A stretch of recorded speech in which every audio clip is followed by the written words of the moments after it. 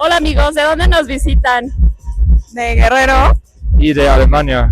¿Y qué hacen por acá amigos en el Ángel de la Independencia el día de hoy?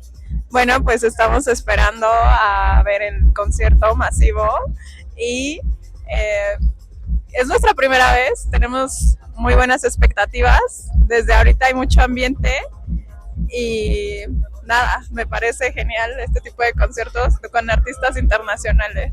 ¿Tú qué opinas, amigo, de estas fiestas que hacemos en México?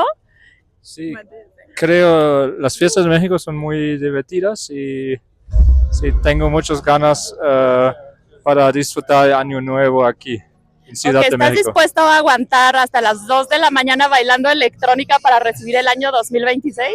Sí, vamos a ver. Creo que sí. Ok, que la pasen bien, los esperamos aquí un rato más para disfrutar de este fin de año Gracias. en la Ciudad de México. Gracias. Adiós. Bye. Bye. Bye.